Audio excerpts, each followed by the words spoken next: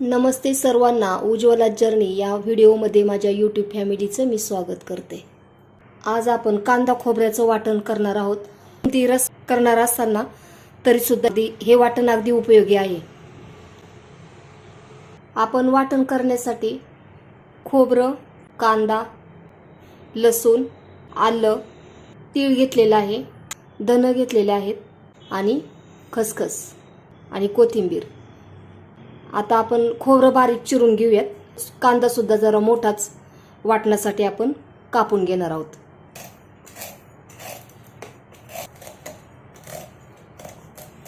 खोबऱ्याचे मी छोटे छोटे तुकडे करून घेत आहे।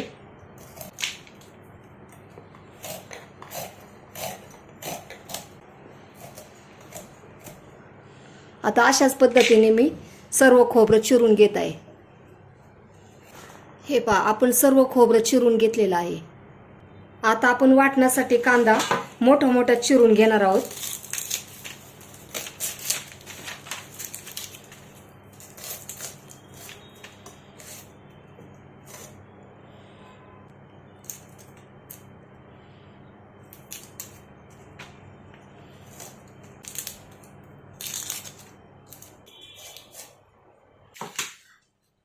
असा कांदा चिरून घेतला की त्याच्यानंतर मग त्याच्या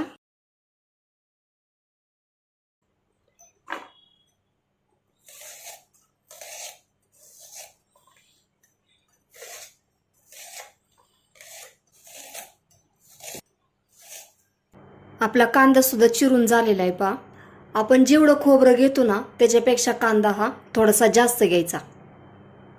खोबरं आणि कांदा आपण एक एक करून परतून घेऊयात। कढई तापलेली आहे। आता आपण कढईमध्ये तेल टाकून घेऊयात। खोबरं आता आपण परतून घेऊ। मी अगोदर फुल गॅस ठेवून खोबरं एकसारखं हलवून आणि परतून घेणार आहे। हे असं वाटण आपण 8 दिवसाचं करून ठेवलं ना व्यवस्थित पण राहतं आणि आपल्याला घाईच्या वेळेस पटकन स्वयंपाक पण करायला मदत होती। पहा, कोणाची तर रोजचा रस्सा भाजी वगैरे असेल ना तर त्यांच्यासाठी हे वाटण उपयोगाचं आहे। आपल्याला कुठं जर आवरून बाहेर जायचं असेल किंवा मग लाईट वगैरे गेलेली असेल तर त्या टायमाला सुद्धा काय होतं, आपली वाटण नसेल तर आपल्याला त्याच्यामुळे मी हे असं स्वयंपाकाचे 8 दिवसांची का होईना तयारी करून ठेवत असते। आता मी मंद गॅस करत आहे आणि एक पळी तेल टाकून घेत आहे, म्हणजे खोबरं व्यवस्थित परतलं जाईल। आणि हे खोबरं परतत असताना एकदम काळं होईल असं परतायचं नाही, तांबूस रंगावरती मंद गॅसवरती परतून घेणार आहोत।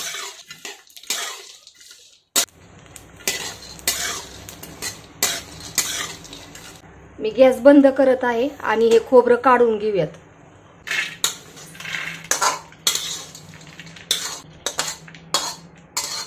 हे खोबरं आता आपण थंड करून घेऊयात। कढईमध्ये मी आता कांदा टाकून घेत आहे, तेल टाकून घेत आहे, एक पळी टाकलेला आहे आणि आता आपण कांदा परतून घेणार आहोत। 1 ते 2 मिनिट मी मोठ्या गॅसवरती कांदा परतून घेणार आहे।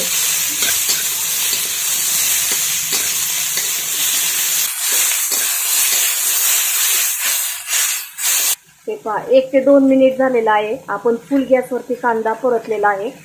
आता मी मंद गॅस करून कांदा परतून घेत आहे।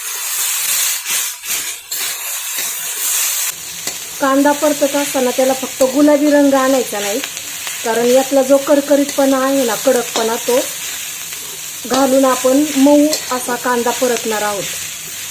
हे पहा, अजून कडकच कांदा आहे हा, मऊ असतोपर्यंत आपण चांगला परतून घेऊयात। कांदा चांगला परतला ना म्हणजे मग वाटण सुद्धा आपलं खराब होत नाही। कांदा आपण असा परतलेला आहे आणि मी आता गॅस बंद केलेला आहे। याच्यामध्ये आपण तीळ टाकून घेऊयात, खसखस, धने मी 2 चमचे घेतलेले आहेत, तीळ 2 चमचे आणि खसखस 1 चमचा। अशा पद्धतीने आपण थोडं थोडं याच्यामध्ये कांद्यामध्ये टाकून परतून घेणार आहोत। जोपर्यंत कांदा गरम आहे ना तोपर्यंत हे परतलं जातं। गॅस चालू असताना टाकायचं नाही, कारण ते करपतं मग। आता कढई गरम आहे तोपर्यंत आपण कांदा असाच ठेवणार आहोत। बराचसा कांदा परतून पण होईल आणि मऊ सुद्धा होईल। आपलं वाटण सर्व परतून झालेलं आहे। आता काय करायचं, खोबरं सुद्धा थंड झालेलं आहे. याच्यामध्ये आपण लसूण टाकून घेऊयात आणि आलं. हे असं सर्व मिक्स करून घ्यायचं. हे सर्व मिक्स करून झालेलं आहे. आता मिक्सरला आपण हे अगोदर बारीक करून घेऊयात. वाटण वाटताना सर्व कधीच एकदम कांदा, खोबरं, लसूण, कोथिंबीर सर्व एकदम वाटून घ्यायचं नाही. आता आपण अगोदर खोबरं, लसूण आणि आलं बारीक करून घेणार आहोत. आता आपण हे मिक्सरला बारीक करून घेऊ. हे पहा, असं बारीक करून घेतलेलं आहे आपण. आता आपण हे सर्व काढून घेऊयात. आता हे जे राहिलेलं वाटण आहे ते सुद्धा आपण बारीक करून घेऊयात. मिक्सरला हे बारीक करून घेत आहे. आता या भांड्यातलं सगळं काढून घ्यायचं नाही, अगदी थोडंसं काढून घेऊयात की जेणेकरून आपलं कांदा आणि कोथिंबीर याच्यामध्ये बसल. आता बारीक केलेलं खोबरं, लसूण आणि आलं हे अगोदर घेतलेलं आहे. त्याच्यानंतर परतलेला कांदा, कोथिंबीर मी स्वच्छ धुवून घेतलेली आहे आणि याच्यामध्ये थोड्याशा काड्या सुद्धा घेतलेल्या आहेत. त्याच्यामुळे वाटणाचा खूप छान सुवास येतो. त्याच्यासाठी मी थोड्याशा कवळ्या अशा काड्या घेतलेल्या आहेत. ते थोडंसं कोथिंबीर टाकून घेऊयात. वाटणामध्ये जास्त पाणी टाकायचं नाही, त्याच्यामुळे वाटण लवकरच खराब होतं. हे बारीक होण्यासाठी अगदी थोडंसं मी पाणी टाकलेलं आहे. आता आपण हे मिक्सरला बारीक करून घेऊयात. मिक्सरला एकदम वाटण बारीक झालेलं आहे पहा. अशाच पद्धतीने आपण सर्व वाटण आता बारीक करून घेणार आहोत.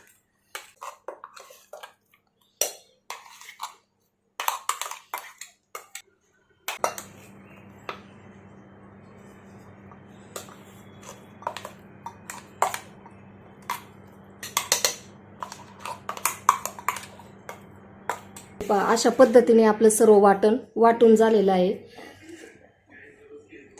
तुमच्याकडं लाईट वगैरे जात असतील ना, तर मग काय करायचं, हे वाटण कढईमध्ये थोडंसं तेल टाकून व्यवस्थित परतून घ्यायचं आणि त्याच्यामध्ये तुम्हाला जे वाटतील भाजीसाठी जे तुम्ही मसाले वापरता ते टाकून आपण परतून व्यवस्थित फ्रीजमध्ये ठेवणार थंड करून, तरीसुद्धा खूप दिवस हे वाटण व्यवस्थित राहतं, 8 ते 10 दिवस.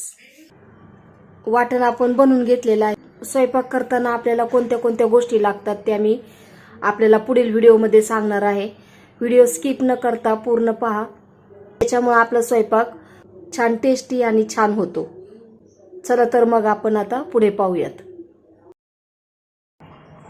स्वयंपाकाच्या वेळी आपली जास्त घाई होऊ नये म्हणून मी हिरवी मिरची त्याचे देठ काढलेले आहेत, जिरी आणि लसूण.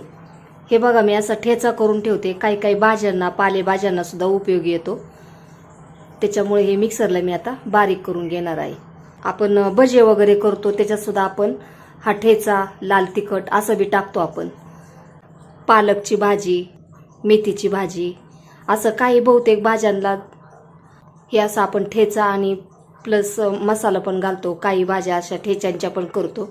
त्याच्यासाठी मी स्वयंपाकाच्या वेळी घाई होऊ नये म्हणून मी हे असं बनवून ठेवते.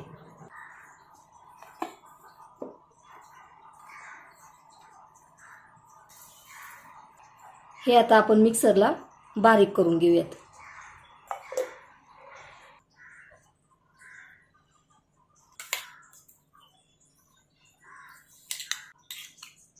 हे पहा, आता याच्यामध्ये तुम्ही ना असं थोडंसं घेऊन याच्यामध्ये तेल आणि मीठ टाकून सुद्धा तुम्ही भाजी चपाती बरोबर सुद्धा हा खरडा खाऊ शकता. असंही खाऊ शकता किंवा मग तव्यावरती परतून सुद्धा खूप छान लागतो हा खरडा. भाजीला पण उपयोग येतो आणि खाण्यासाठी सुद्धा हा उपयोग येतो.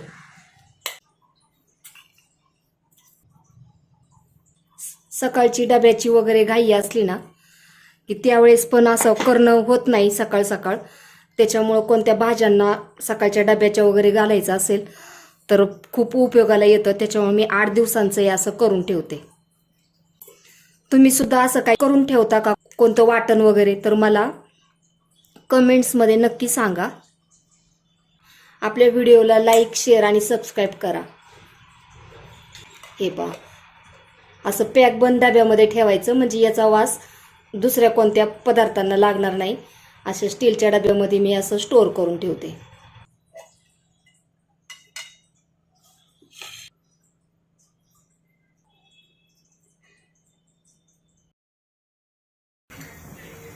स्वयंपाकासाठी काही तयारी म्हणून मी शेंगदाणे जे निवडलेले होते, शेंगातून जे फोडलेले होते ना, ते मी असे एकदम भाजून ठेवते.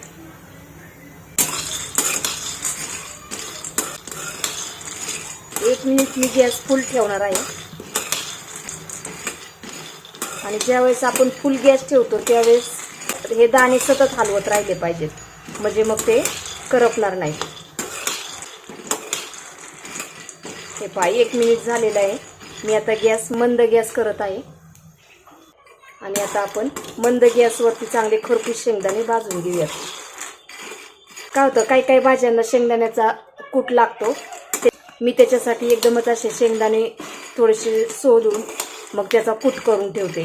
कधी उपवास वगैरे असेल त्यावेळेस सुद्धा कूट लागतो, किंवा काही अगदी सुक्या भाज्या केल्या टिफिनसाठी तर त्याच्यासाठी सुद्धा शेंगदाणे वरतून कूट टाकण्यासाठी लागतो. त्याच्यासाठी मग मी अशी पूर्वतयारी करून घेत असते.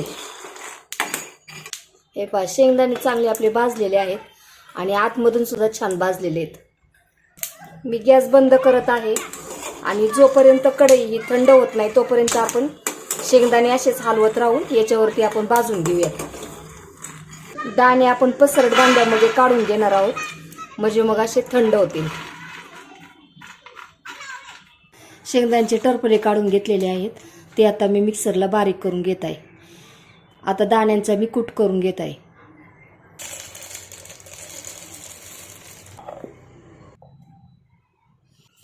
ज्यावेळेस आपण शेंगदाणे भाजतो ना, त्यावेळेस टरफले काढायचे म्हणले की ते शेंगदाणे पूर्ण थंड झाल्याशिवाय त्याचे टरफले काढायचे नाहीत.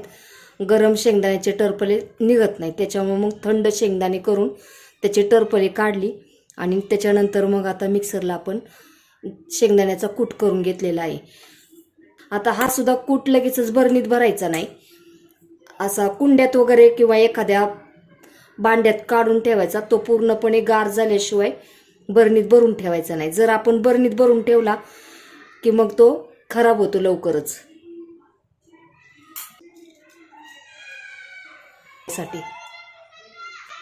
आता दाण्यांचा कूट आपण थंड करून घेऊयात आणि नंतर मग आपण बरणीत भरून ठेवू.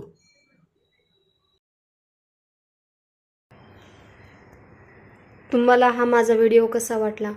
व्हिडिओ आवडला असेल तर लाईक, शेअर आणि सबस्क्राईब करायला विसरू नका. धन्यवाद.